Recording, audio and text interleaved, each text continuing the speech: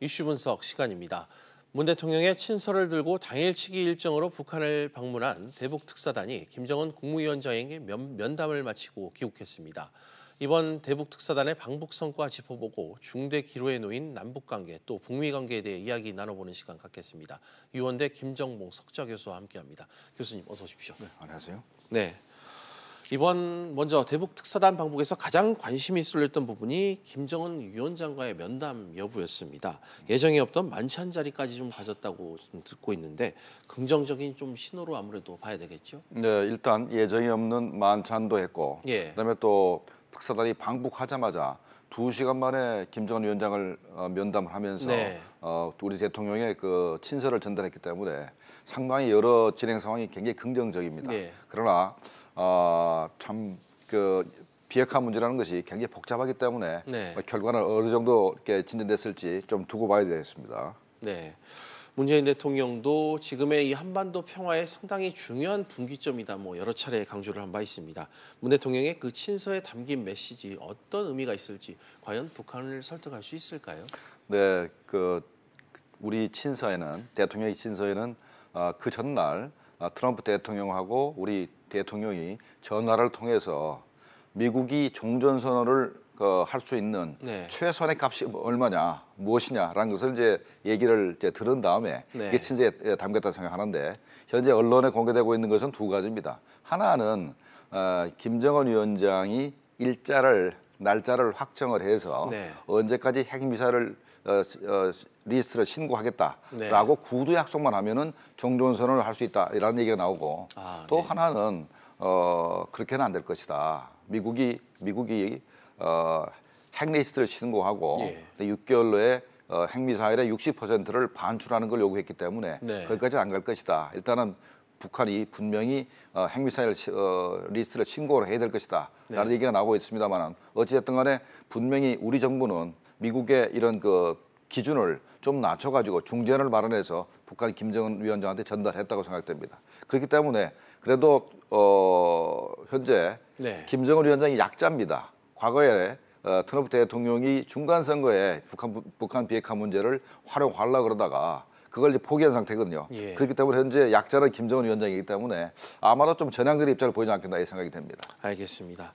또 때맞춰 어제 김정은 북한 국무위원장도 16일간의 잠행을 깨고 공개 활동을 공교롭게 재개를 했습니다.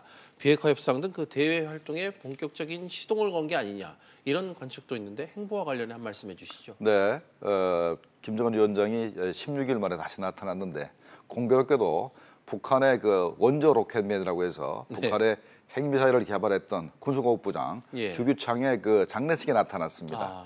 그 장례식 장소가 평양이고 하니까 김정은 위원장이 평양에 있었고 그 장례식에 나타난 것 자체가 벌써 우리 특사단을 만나겠다 생각을 하고 나타난 것 같아요. 그다음에 또 하나는 현재 중국이나 러시아 그리고 친북 국가들의 정부 대표들이 계속해서 북한의 구구절 행사에 참석하기 위해서 계속 모여들고 있습니다. 이 사람들을 또 접견해야 되기 때문에 나타난 것을 보는데 일단은 김정은 위원장 입장에서는 어떻게 해서라도 미국과의 그 비핵화 협상을 타결해야만 유엔의 제재에도 해제할 수 있고 또 종전선언도 할 수 있기 때문에 현재 그런 그 큰 틀에서 자기의 구상을 실현하기 위해서 현재 다시 나타난 것으로 생각이 됩니다. 알겠습니다.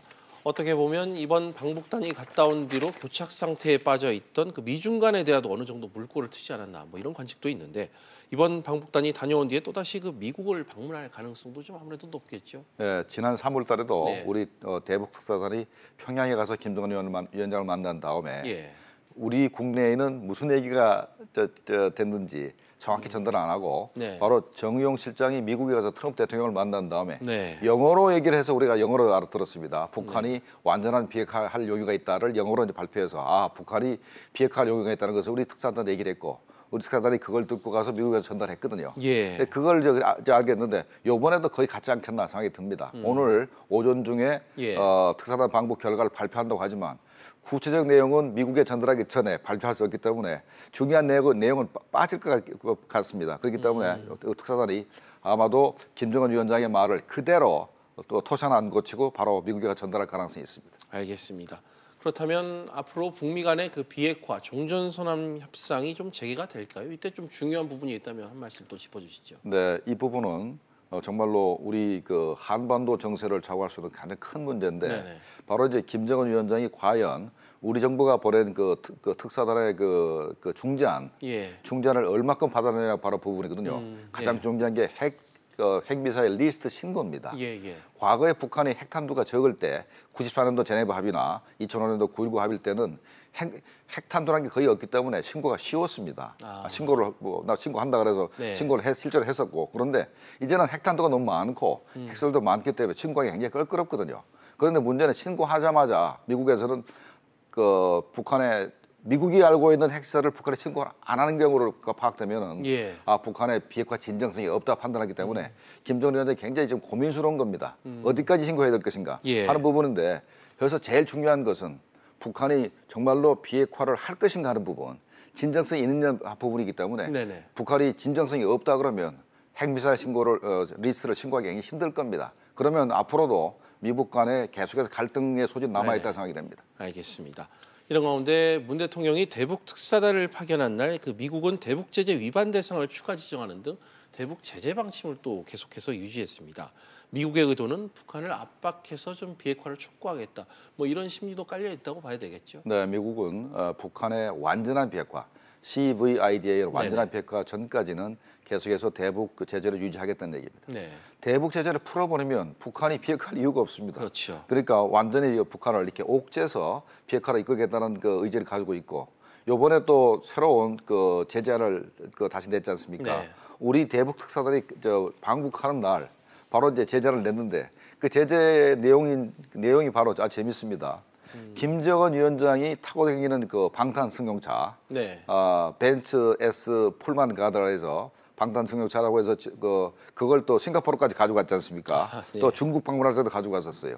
그 방탄차가 원래 독일산 아닙니까 벤츠가? 예. 독일에서 미국으로 보내가지고 미국 회사가 방탄 장치를 했고 예. 그걸 중국 사람이 중국에 수입했다가 몰래 북한으로 밀반입했으니까 저 3개국이 좀 걸린 상태입니다. 예. 그래서 이제 미국에서 바로 그 수입업자 중국 사람 한 사람과 중국 기업 그다음에 홍콩 기업 이 3자를 현재 제재를 한 상태입니다. 재밌네요. 또 이번 방북에서 9월 중 남북 정상회담 일정도 좀 확정을 지키기로 한 것도 상당히 지금 중요한 관심사인데 9월 21일 전후에 2박 3일 일정을 북측에 제시한 것으로 지금 알려지고 있습니다. 3차 남북 정상회담을 시작으로 좀 차후에도 이런 좀 회담이 좀 재개될 가능성이 있다고 보십니까? 네, 남북 정상회담이 정말로 중요하죠. 네. 이 정상회담을 통해서 김정은 위원장을 움직여야 네. 비핵화에서도 뭐 진전이 있고, 예. 그다음에 또 우리 정부가 추적하고 있는 게 한반도 신경제지도입니다. 거기에 보면은 남북한을 거의 그 경제 공동체로 만들 수 있는 그런 많은 프로젝트가 있거든요. 예. 그래서 우리 대통령 입장에서는 북한이 비핵화만 하면 우리 남북한이 상생하면서 엄진 경제적인 실익을 얻을 수 있다. 이런 것을 이제 설득해야 되기 때문에 네네. 정상회담이 반드시 필요합니다. 근데 시간이 문제인데 그렇죠. 우리 대통령이 한 25일부터 28일 사이에 유엔 총회를 가시게 되고 그다음에 이제 북한 입장에서는 구구절 행사도 있고 하니까 예. 그 사이가 시간이 돼야 되는데 우리 대통령이 또 구구절에 너무 가까이 가게 되면 구구절 뭐랄까 축하 사절단 같이 보이면 또 그것도 문제가 있으니까 아마도 그 사이에 시기적인. 그러니까 그래서 잡은 날짜가 한 9월 20일께 한 2박 3일 정도로 이렇게 정해진 거 아닌가 생각이 됩니다. 그런 이유로 9월 셋째 주로 좀 알려진 게 아니냐 이런 분석을 해주셨고요. 마지막으로 북한 정권 수립일이 이제 사흘 앞으로 다가온 상태입니다. 흔히 저희가 구구절이라고 많이 부르잖아요. 상당히 많은 이벤트를 준비했다고 알려져 있는데 북한이 이번에 어느 정도 좀 심혈을 기울이고 있습니까? 현재 인공위성 사진을 보면은 수만 명의 평양 그 시민들이 네. 꽃술을 들고 조화입니다. 조화를 들고 바로 행사 연습을 하고 있고 네. 북한군 수만 명이 열병 준비를 하고 있고 네네. 그다음에 수백 대의 그 기계화 부대 차량들 예. 그다음에 이제 이동식 미사일 발사대 이런 게 네. 이제 포착되고 있습니다. 아마도 3년 전에 당창건 70주 행사를 했는데 네. 그때보다 더 크고 화려한 행사를 할 겁니다. 왜 그런다면 군 행사만 일부 하는 것이 아니라 평양 주민 전체가 참석을 하는 그런 큰 행사이기 때문에 어마어마한 열병식을 할 것이고 예. 근데 또 하나는 빛나는 조국이라는 이름으로 과거에 아리랑 공연이라고 있었습니다. 네. 연기자 참여자만 한 10만 명이 동원되는 그런 거대한 행사인데 그래요? 그걸 현재 다시 준비를 하고 있고 그다음에 이제 국제 마라톤 대회니 평양 국제 상품 전시회니, 네. 평양 영화제니 뭐 이런 것들, 그다음에 이제 야간의 횃불행진 이런 것들, 그다음에 네. 뭐 축포를 쏜다든가 이런 걸 다 준비하고 있기 때문에 아마 어마어마한 그런 행사가 될 것으로 생각이 됩니다. 네, 구구절 또한 어떤 일이 있을지 좀 더 지켜봐야겠습니다. 지금까지 유원대 김정봉 석좌 교수와 이야기 나눠봤습니다. 교수님 오늘 말씀 고맙습니다.